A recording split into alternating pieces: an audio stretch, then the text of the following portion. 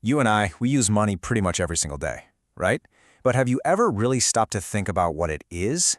Its history is this incredible story of problem solving, and it stretches all the way from ancient farmers trading cattle to the digital code that's sitting in your crypto wallet.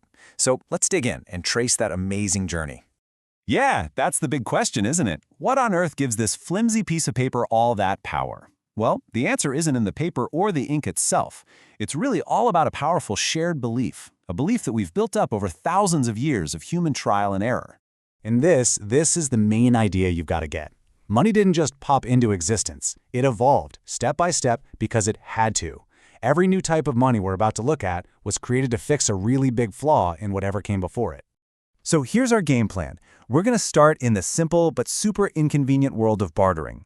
Then we'll see the birth of accounting and coins, watch how paper money totally changed global trade, and finally, we'll see how that exact same cycle of problem and solution is still happening today. Okay, so let's rewind all the way to the beginning. Imagine a world with no money at all, where even the simplest trade was a huge pain.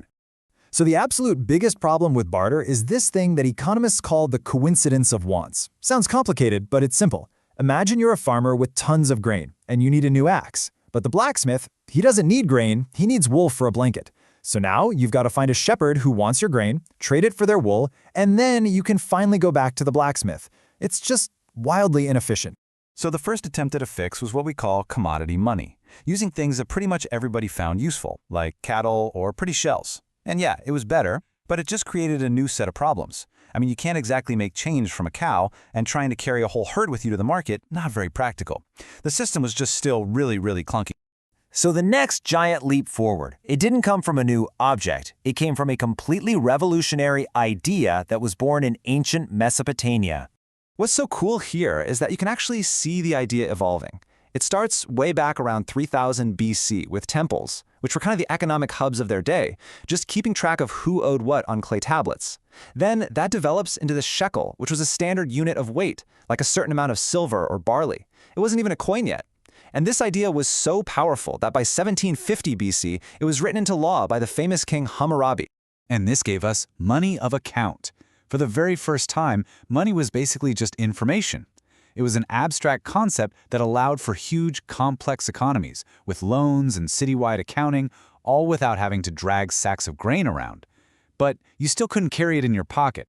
And, that created the very next problem. For everyday shopping and trading, people needed something they could actually hold, something portable, and most importantly, something they could trust. Okay, so here was the issue. Using raw chunks of gold or silver meant you had to bring out a scale and test the metal's purity for every single purchase. It was slow and full of chances for people to cheat you. Then, this brilliant innovation comes from King Alyattes of Lydia. He took lumps of a gold-silver mix, made them all a standard weight, and then stamped them with his royal seal. And that was the solution. The stamp was basically a guarantee from the king himself, saying, yep, this is worth what it says it's worth. And if you want to know what kind of an impact this had, just look at this famous saying. This invention of reliable coinage just unleashed an economic explosion in Lydia. The kingdom's last king, Croesus, became so legendary for his insane wealth that this phrase, riches Croesus, is still around more than 2,500 years later. Now, an idea this powerful and this effective, well, it wasn't going to stay local for long. It was basically a technology of trust, and it was absolutely destined to go global. And just look how fast it spread. All of a sudden, the Greek city-states are minting their own famous coins. Then Persia conquers Lydia, sees how well it works, and adopts coinage to run its massive empire. Rome started mass-producing the silver denarius to tie its whole Mediterranean economy together. And the idea even traveled all the way to India. For these huge empires, coins were a game-changer. They could pay armies, collect taxes, and build these giant, unified economies. But as always, every solution creates new problems. First, for really big deals, coins were incredibly heavy. And even worse, governments discovered a really dangerous trick. They could debase the currency. They'd melt down the silver coins, mix in cheaper metals like copper, and then stamp out more coins. Boom, more money. But it had less silver in it, and that, of course, led to inflation. So the solution to these new problems showed up in a totally different part of the world, in China. The limits of a metal-based economy pushed them towards one of history's most radical, game-changing innovations. It happened pretty naturally. Merchants got sick of carrying around these huge, heavy strings of coins, so they started leaving their metal with a trusted agent and just traded the paper receipts instead. The government saw how well this worked, and by the 11th century, it issued the world's very first official paper money. And by the 1200s, it was the only legal way to pay for things. I mean, this whole concept was just completely alien to the rest of the world. When the European traveler Marco Polo saw this system in the 13th century, he was just blown away. He couldn't believe it. The idea that a simple piece of paper, backed up by nothing but the government's authority, could be so valuable, it was truly revolutionary. But China's experiment was also a huge warning. Governments found it way too tempting to just print more money whenever they needed it, and that often led to runaway hyperinflation. So, when Europe finally got around to adopting paper money centuries later, they came up with a fix, the gold standard. Every single banknote was a direct promise that you could trade it in for a specific amount of real physical gold. This built a ton of trust, but it also really limited how much the economy could grow. And that brings us right up to the modern era, where we can see this exact same pattern, this cycle of problems and solutions, playing out right in front of us.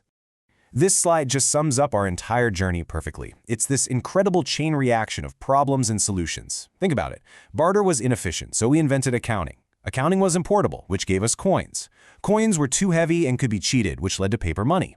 The risk of printing too much paper led to the gold standard. And when the gold standard was too rigid for the modern global economy, well, we moved to the system we have today. And that's fiat currency. This is the system we're all in now. It gives governments the flexibility they need to manage a modern economy, but it only has value for one reason, because the government says so and we all agree to believe them. It's just the latest step in this very long cycle, and just like every other system, it has its own unique set of problems. Which brings us full circle. These new innovations you hear about, like cryptocurrencies, they aren't just popping up out of nowhere. They are direct responses to what their creators see as the big problems with our current fiat system. Things like government-controlled inflation, privacy issues, high transaction fees, and super slow international payments. You see, the cycle is still going. So, all of this leaves us with one final and really crucial question. History has shown us over and over that every solution eventually creates a new set of challenges. So, as we experiment with digital currencies and all these other new forms of money, you have to wonder, what new problems are we creating right now that the next generation will have to solve? The only thing we know for sure is that the evolution of money is a long way from being over. See you next time.